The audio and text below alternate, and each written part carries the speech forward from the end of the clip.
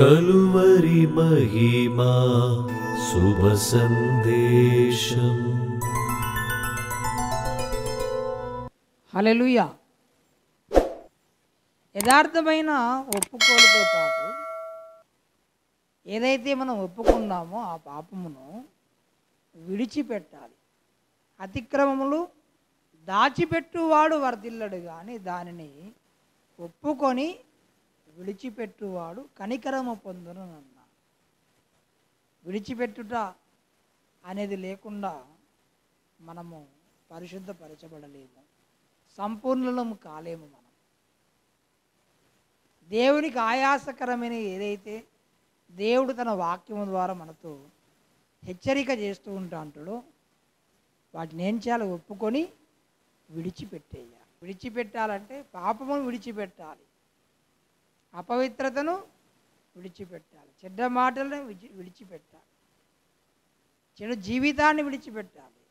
ఎన్నో వాక్యాలు వింటున్నాం, ఎలా ఉన్నామంటే అలానే ఉన్నాం. మళ్ళీ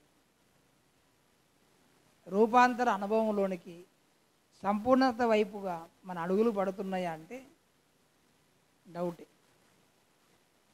సరే, ఏది ఏమైనా తన యొక్క పాప జీవితాన్ని బట్టి యెషయా ఆవేదన వ్యక్తపరుస్తున్నాడు. అయ్యో అనే బాధను వ్యక్తపరుస్తున్నా. మనం కొన్ని జంతువులను చూస్తుంటాం, గొర్రె, పంది. దారిపోటీ నడతా అంటే రెండు కూడా బురదలనే పడ్డాయి. వర్షాకాలం కదా, గొర్రె ఏం చేస్తుంది? ఉండడానికి ఇష్టపడుతుంది అక్కడ. ఎట్లయినా సరే విదిలించుకొని ఆ నుంచి నేను బయటికి రావాలనే బాధను వ్యక్తపరుస్తా. అంటే అది రాలేకపోతే కనీసం నన్నెవరైనా రక్షించనైనా అరుస్తుంది. అదే పంది పడిపోయింది అనుకోండి, ఒకవేళ అది చాలా చక్కగా నా భాగ్యం ఎంత ధన్యము, తన ఆనందాన్ని వ్యక్తపరుస్తా. అంటే పాపములో భక్తుడు పడిపోడు అనే గ్యారంటీ ఏమి లేదు, కానీ పాపమును బట్టి భక్తుడు ఆనందించలేడని మాత్రం చెప్పగలం. అస్సలు ఒక్కడు కూడా ఒక్కసారి కూడా పడిపోము మేము అని అనడానికి ఎవరికి అవకాశం లేదు, ఒక దేవునికి తప్ప. ఆయన శోధింపబడినను పాపము లేనివాడుగా ఉన్నాడు. మనకు చిన్న శోధన ఎదురైతే ఎటు గాలెత్తాడు ఉరుకుడే, ఎటు వంపు ఉంటే అటు.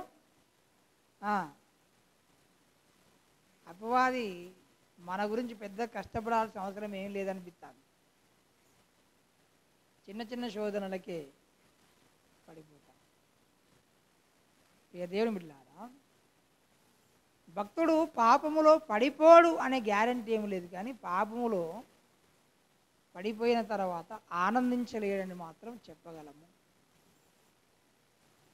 పైగా తనకున్న స్థితిని బట్టి బయటికి రావడానికి ప్రయత్నం కూడా చేస్తాడు. ఒకవేళ బయటికి రాలేకపోయిన స్థితిలో ఉంటే కనీసం ఆవేదన వ్యక్తపరుస్తారు. ఎవరైనా నన్ను రక్షించండి, కాపాడండి అని ఆవేదనైనా వ్యక్తపరుస్తారు. ఇక్కడ యెషయా చేస్తున్న పని అది. అయ్యో నేను అపవిత్రమైన పెదవులు కలిగిన వాడను, అపవిత్రమైన జనముల మధ్య నివసించుచున్నానని తన బాధను వ్యక్తపరుస్తున్నాడు. ఎందుకు యెషయా పెదవులు అపవిత్రములైనవి అంటే అపవిత్రమైన జనుల మధ్య నివసిస్తున్నాడు కనుక ఇతడు కూడా అపవిత్రుడైపోయాడు. తండ్రి అయిన దేవుని ఎదుట నిష్కలంకమైన భక్తి ఏంటిది అని అంటే, దిక్కులేని పిల్లలను, విధవరాండ్లను వారి ఇబ్బందులలో పరామర్శించుటయు, ఇహలోక మాలిన్యము తనకంటకుండా తన్ను తాను కాపాడుకొనుటయునే అని అన్నాడు. యాకోబు పత్రిక 1వ అధ్యాయము 27వ వచనములో, తండ్రి అయిన దేవుని ఎదుట పవిత్రమును నిష్కలంకమునైన భక్తి ఏదనగా దిక్కులేని పిల్లలను, విధవరాండ్లను వారి ఇబ్బందిలో పరామర్శించుటయును ఇహలోక మాలిన్యమును తనకు అంటకుండా తన్ను తాను కాపాడుకొనుటయునే అని అన్నాడు. భక్తి అంటే ఏమిటో చెబుతున్నాను నిర్వచనం. భక్తి అంటే ఒకటే పోవుడు కాదు. భక్తి సమాజంలో కూడా స్పృహ కలిగిన వారంగా మనం బ్రతకాలి. దిక్కులేని వారిని, దరిద్రులను, విధవరాలను వారి ఇబ్బందులలో ఏం చేశారట? పరామర్శించి అనేది ఒక అంశం చెప్పాడు. రెండవది, ఇహలోకములో ఉన్న మాలిన్యం అంటకుండా తన్ను తాను కాపాడుకోవాలి. ఇహలోకములో మాలిన్యం అనేది ఉన్నది కనుక మనకు అంటకుండా మనము కాపాడుకోవాలి. లోకములో లేకుండా నువ్వు చేయలేవు, చేయగలవా? కానీ నీకు అంటకుండా మాత్రం కాపాడుకోగలుగుతాం. పాపము లోకములో ఉన్నది అంటే ఉంటుంది మరి. ఎందుకంటే పాపము లోకములో ప్రవేశించింది కనుక లోకమంతా విస్తరించింది. కానీ యేసయ్య మన పాపముల కొరకే సిలువలో తన విలువైన రక్తమును చిందించాడు.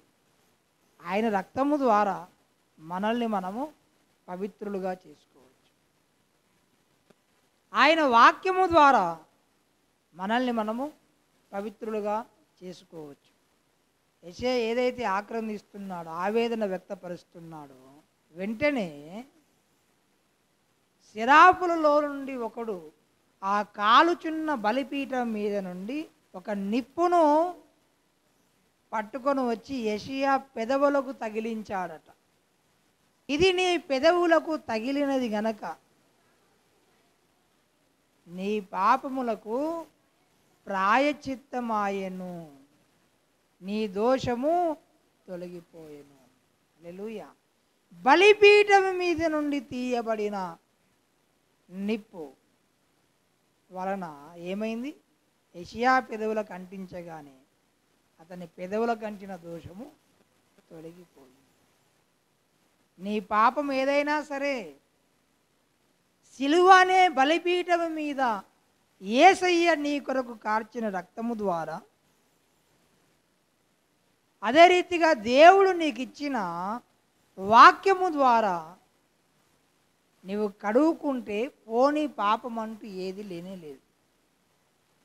ఏదో ఒక వింత రోగము వచ్చింది అనుకున్న ఒక ఊరిలో భయంకరంగా చనిపోతున్నారు, వ్యాధికి మందు లేదు. ఆ ఊరిలో పెద్ద మనిషి ఎవరో జ్ఞానవంతుడు, ఆయుర్వేదం మంచిగా తెలిసిన ఆయన దానికి ఒక కొత్త రకం మందు ఒకటి కనిపెట్టాడు. ఈ మందు ఈ పద్ధతిలో వాడితే మీకు ఆ జబ్బు రాదు, వచ్చినా తగ్గిపోతుంది అని చెప్పాడే అనుకో. ప్రజలు చాలామంది అంత పెద్ద పెద్ద డాక్టర్లకే నయం కావట్లేదు, నీకు అంతగానో మేధస్సు ఉందా, నువ్వు అంత గొప్పవాడువా, మేము వాడము అని తృణీకరించి కొద్దిమంది మరి ఏ మందు వలన ఏ జబ్బు తగ్గిపోతుంది ఎవరికెరక, లోపలికి పోయినాక దాని పని అది చేసుకుంటుంది, ఎన్నో మందులు అయితే వాడుతున్నాం కదా ఇది కూడా వాడదాంలే అనేసి కొద్దిమంది వాడారు. వాడిన వారు ఆరోగ్యంగా ఉన్నారు, రోగము రాలేదు, బాగానే ఉన్నారు. వాడిన వారు చనిపోయారు, వాడిన వారు రోగం వచ్చినా తగ్గిపోయింది. ఇప్పుడు చెప్పండి, చనిపోయిన వారు ఎందుకు చనిపోయినట్టు? రోగం వచ్చినందుక? రోగం వచ్చినందుకే చనిపోయిండు అని అంటే వీళ్ళకు కూడా వచ్చింది. మరి ఎవరికి? ఈ మందు సేవించిన వాళ్ళకు కూడా ఏమొచ్చింది? రోగం వచ్చింది. కానీ ఈ మందును సేవించినందుకు ఆ రోగము కొట్టేసింది. హల్లెలూయా. మనిషిలో ఉన్నటువంటి పాపం అనే రోగమును తొలగించే మందు నజరేయుడైన యేసయ్య రక్తము మాత్రమే. హల్లెలూయా. పాపరోగానికి మందు నీవు పరిగెత్తి తినకుంటే దొరకదిక ముందు, పాపరోగానికి మందు. సాయిలను రాశారు, చక్కగా రాసిన పాటలు పని. ఎటువంటి పాపమైనా సరే యేసు రక్తములో కడగబడని పాపం అంటే ఏమి లేదు. యేసయ్య రక్తము ప్రతి పాపము నుండి మనలను పవిత్రులుగా చేయి.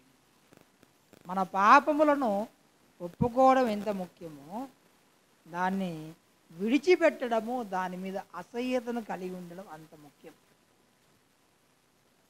చాలామంది ఒప్పుకుంటారు, పాపాలు చేస్తారు, వచ్చి మళ్ళీ ఒప్పుకుంటారు, కానీ విడిచిపెట్టే ప్రయత్నం చేయాలి. ఇక్కడ యెషయా భక్తుడు తన పాపమును బట్టి తాను ఎంతో బాధను వ్యక్తపరుస్తున్నాడు. అయ్యా, నేను నశించిపోయాను. దేవుని వాక్యము అగ్ని వంటిది, నా మాట అగ్ని వంటిది కాదా, బండను పగలగొట్టు సుత్తె వంటిది కాదా అని అన్నాడు. ఇర్మియా గ్రంథము, ఇర్మియా 23:29. ఇదే యెహోవా వాక్కు, నా మాట అగ్ని వంటిది కాదా, బండను బద్దలు చేయు సుత్తె వంటిది కాదా. చాలు, దేవుని మాట అగ్ని వంటిది. అగ్ని ఏదైనా లోహం యొక్క మస్టు తొలగించాలంటే ఆ లోహాన్ని ఏం చేస్తారు? అగ్నిలో వేసేస్తారు. అగ్ని ఏం చేస్తుందంటే దానికి ఉన్నటువంటి మస్టును మొత్తము తొలగించేస్తుంది, దానికి ఉన్న మురికంతా పోగొట్టేస్తుంది, శుద్ధమైన లోహముగా మారుస్తుంది. అది బంగారమే కావచ్చు, వెండే కావచ్చు, ఇత్తడే కావచ్చు, ఏదైనా కావచ్చు. అగ్ని యొక్క గుణం ఏంటంటే అన్నిటి యొక్క మస్టును తొలగించేస్తుంది. అగ్నికున్న గుణం అది. అగ్ని ఏ లోహమైతే తన యొద్ద ఉన్నదో దాన్ని ఏం చేస్తుంది? శుద్ధి చేస్తుంది. కానీ దానికి ఉన్న మురికి దీనికి మాత్రం అంటదు. మన దేవుని మాట అగ్ని వంటిది కాదని అన్నారు. బయన మారడయ్యా బండ హృదయము అనంటే బండలు బద్దలు చేయు సుత్తె వంటిది కాదా అని అన్నాడు. దేవుని మాట అంత శక్తివంతమైనది.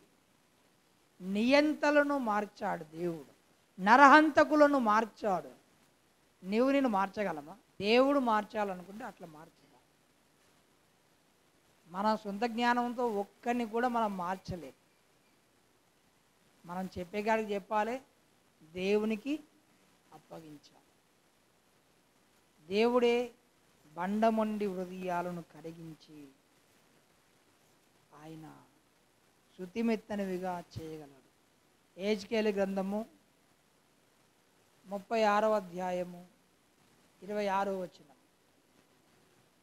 నూతన హృదయము మీకు ఇచ్చేదను, నూతన స్వభావము మీకు కలగజేసేదను, రాతి గుండె మీలో నుండి తీసివేసి మాంసపు గుండెను మీకు ఇచ్చేదను, నా ఆత్మను మీ అందుంచి నా కట్టడలను అనుసరించు వారిని గాను నా విధులను గైకొను వారిని గాను మిమ్మును చేసేదను. మార్చేవాడు దేవుడు, మనం ప్రకటించేవారము, ప్రార్థన చేసేవారం. ఎవరైతే యథార్థంగా తమ పాపమును బట్టి పశ్చాత్తాపపడతారో వారిని పవిత్రపరచడానికి అగ్ని వంటి దేవుని మాట సిద్ధంగా ఉంది. ఏలయనగా మన దేవుడు దహించు అగ్ని అయి ఉన్నాడని ఉంది. హెబ్రీయులకు రాసిన పత్రిక 12వ అధ్యాయం ఆఖరి మాట చదవండి. ఏలయనగా మన దేవుడు దహించు అగ్ని అయి ఉన్నాడు. హల్లెలూయా. అవును, అగ్నిలో వేస్తే లోహానికి బాధ కలిగినా కూడా దేవుడు నిన్ను శుభ్రము చేయడానికి, నిన్ను పరిశుద్ధపరచడానికి అగ్ని వంటి శ్రమలకు కొన్నిసార్లు అనుమతిస్తాడు ఆయన.